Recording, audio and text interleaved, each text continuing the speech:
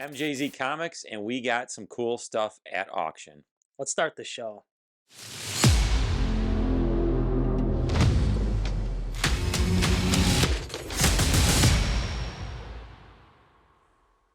Before we get started, make sure you give this video a like, hit the subscribe button, and click that notification bell so you don't miss any of our new videos. As you can see in front of us, we picked up a couple really gorgeous books from the Silver Age in high grade. The first book we got grabbed here is the Justice League of America, number 21. This is from 1963. Some of you probably are looking at that book and know exactly what it is, but for those of you that don't, this book is one of those big multi-appearance books. Not a lot of people know about this book, and it's ultra rare in a grade at this high. 9.0 and higher, you're looking at ultra rare. I think at this copy on the census, there are only 35 copies worldwide graded higher than this book. Wow.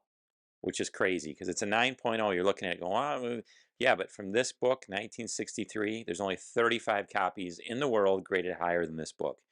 What is the significance of this? The big thing for me, it's the first Silver Age appearance of Dr. Fate, one of my all-time favorite DC characters. Love him. Love the portrayal of Pierce Brosnan in the Black Adam movie. This also has, as we said, it's like one of those books that has 5 key things in it. Number 1, it is the first meeting of the Justice Society of America and the Justice League of America, 2 different groups. They've crossed paths a number of times. Their heroes kind of cross paths. And it's Dr. Fate, as we mentioned, first Silver Age appearance. First appearance of the Silver Age Hour Man, Icicle, and the Wizard. So again, first Wizard, first Icicle, first Hour Man, and of course the first Dr. Fate in the Silver Age. The colors on this copy just pop. I mean, I love it. We'll do a close-up of it, put that up on the screen. I mean, the purples, and then the cover is just amazing. It's got the Justice League on the bottom and the Justice Society on top. Yeah, one of the most incredible DC covers I think I've ever seen. It's got every major character you could think of from the Justice League, Justice Society on there in a key issue. I mean, what more could you ask for? And this is from 1963. That's old. That's like Spider-Man, X-Men old. This book in this grade should cost a fortune. Right, and it's extremely undervalued. I'm not going to go into what we paid for this, but for what it is, how old it is, and all the appearances in this book, it's way undervalued. Like I said, there's only 2 9/8s in existence, and there's only 35 copies that have been graded higher than this 9.0. So extremely rare. It took us a while to find one in the 9.0 grade. That's what we were kind of looking for. Got it at auction recently, and I'm extremely happy with it. I think I am going to send it back to CGC and get the case updated just to make the colors pop a little bit more.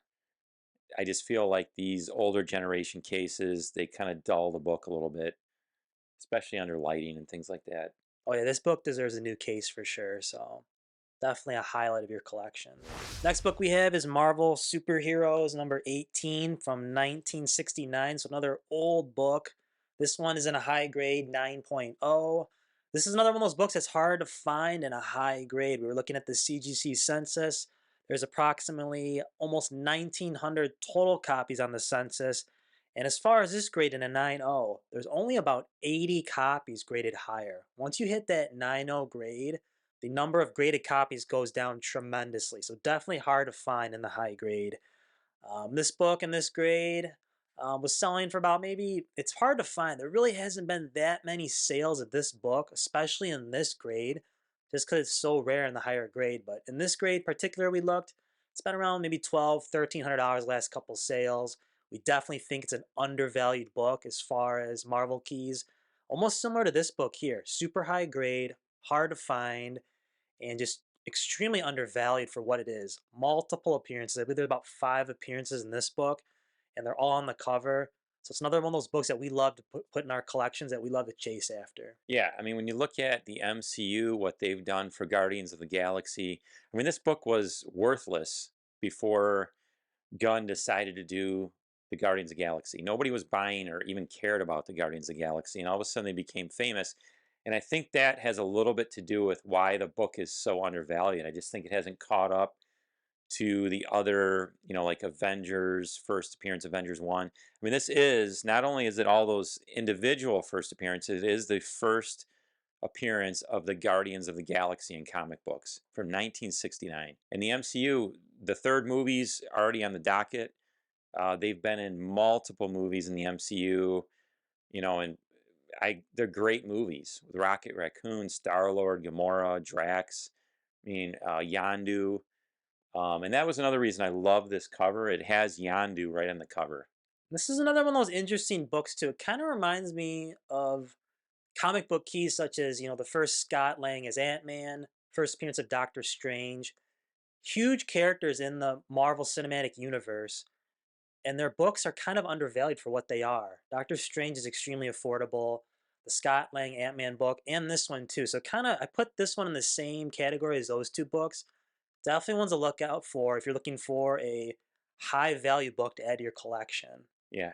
Kind of reminds me, for those of you that haven't been collecting that long, I mean, Daredevil 1 was kind of in the category of these two books. It was, you'd see raw copies all the times that shows them. And I'm talking 2, 3 years ago only, maybe 2 years ago, where it was just, and I kept saying, why is Daredevil 1 so undervalued? Nobody, it's not that expensive. And now all of a sudden you look at it, it's a Grail book out of reach. And the same thing can happen with these two books eventually.